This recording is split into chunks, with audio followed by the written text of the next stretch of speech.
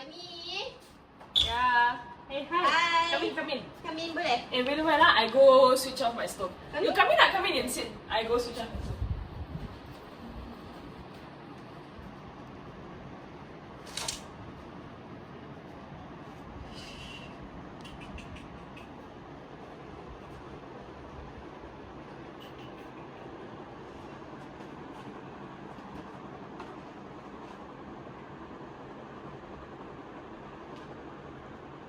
Huh?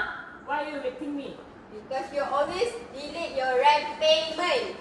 Even I delay my payment, I pay you full payment ma. Why you pay your rent late? Because you know I don't have fixed income. Who asked you to rent the condo if you don't have this income? I got no other choice. Why you don't have any other choice? It's okay lah, I will meet you legally. It's What? okay, I am suing you. You want to It's sue okay. me? You want to sue me? Yes, I okay, want you to. can contact my lawyer. Okay, sure. All rise. The court is now in session. Case number 107902, Jaswani, tenant, and Fakira, the landlord. Please be seated. You may present your case. Your Honor, I present Jaswani, who is dispute the eviction notice served by Fakira. My client has been a tenant of B63A Prima Villa Green tenant Selangor for the past 2 years and has been constantly paying her rent every month, which is 1,500 ringgit a month, has paid fully for the first security deposit, which is 3,000 before moving in. The eviction notice claims violation of lease agreement, which my client denies. Defendant, how you respond to these allegations? Your Honor, the eviction notice was issued before the tenant failed to maintain the property as per lease agreement. The tenant paid late for the rental deposit every month, and there has been multiple complaints about the tenant's attitude during the stay in the property. Your Honor, may I call upon the plaintiff for questioning? Permission granted. Plaintiff, please stand at attention.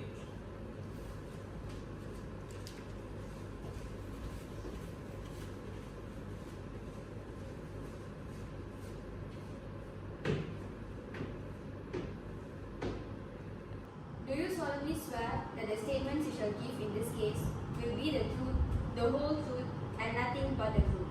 So help you God. I do.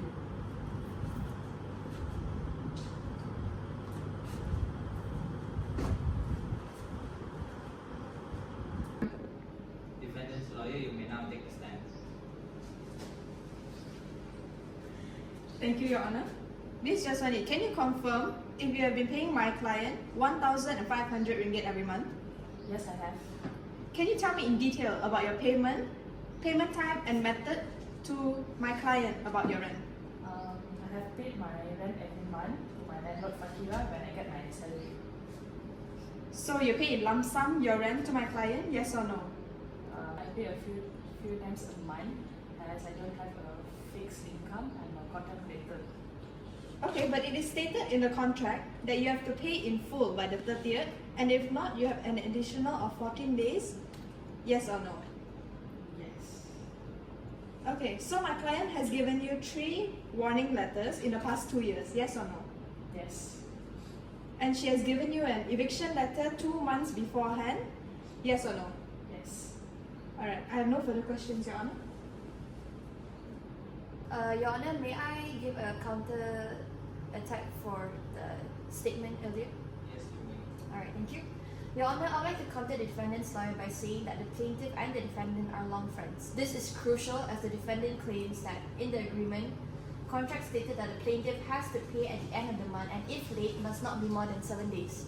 However, since they were friends, the defendant did not emphasize the policy stated and give the plaintiff more time than stated in the contract. The defendant did not follow the agreement to the contract, hence making my client assume that it was okay to pay later than usual as she does not have fixed income. Your Honor, may I object to the plaintiff's statement? Yes, you may. Please state your argument. Okay, so Your Honor, my client has not been giving the plaintiff more time each month. In fact, she has been trying to persuade her to pay her rent on time but has failed to do so. And the plaintiff has been delaying and putting off the rent each month. Hence, my client has turned to eviction as the last resort.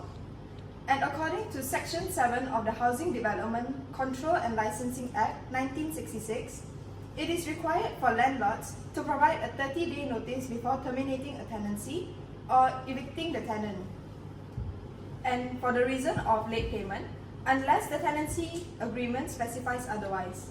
And in this case, my client has given the plaintiff a 60-day notice, and it was not stated in the lease agreement that the defendant does not have the authority to evict her. And this is not the only reason for eviction. My client had also received multiple complaints from neighbors regarding noise and smell disturbance. And according to them, the plaintiff has been having loud gatherings and even keeping pets in the house, which is breaching the no pet policy my client has set up in the contract. And not only that, a few pieces of furniture were damaged by the plaintiff, which is the property of my client since the property was rented fully furnished. However, regarding the damages to the furniture, before the plaintiff moved in, my client took pictures of the condo to advertise it to her through messages, and the plaintiff acknowledged the pictures by replying back to the messages. The after pictures were taken when the plaintiff allowed the defendant to enter the property to take pictures of the property to get updates regarding the house, which is right after the eviction notice was sent. Therefore, the plaintiff has requested for the defendant to give at least a partial return of 1,500 ringgit from the 3,000 ringgit security deposit, but my client refused to return it as there were damages upon some of the furniture.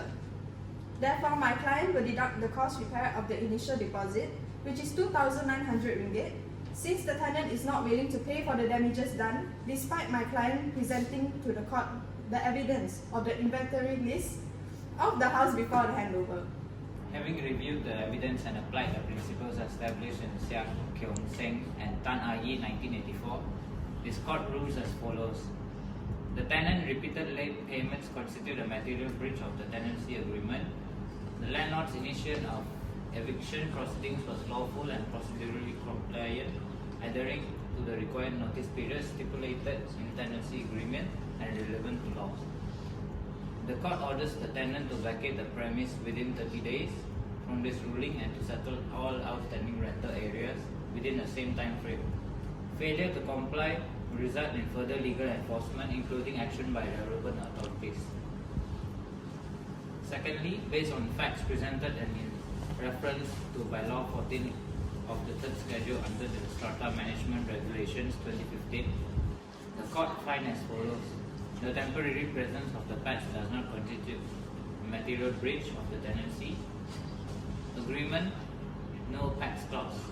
The plaintiff verbally consented to the pets present and no evidence of nuisance, annoyance or health risk has been provided.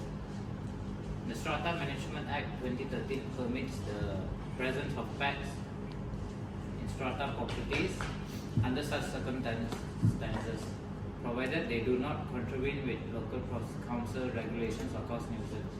Accordingly, the plaintiff claims of a breach of the tenancy agreement is dismissed. To avoid future disputes, both parties are advised to formalize agreements regarding pets in writing. Finally, having reviewed the evidence and applied the principles established in Zainal Abidin and Kwa Cheong Kiat, this court finds as follows. The damages on the couch and kitchen cabinet exceed normal wear and tear. The landlord has provided adequate evidence, including photographs and receipts, to substantiate the repair cost. The landlord's retention of the security deposit to cover these damages is justified under the terms of the tenancy agreement. The tenant's claim for the full return of the deposit is denied. However, any portion of the deposit that remains after deducting the repair cost shall be refunded to the tenant within 14 days of this ruling.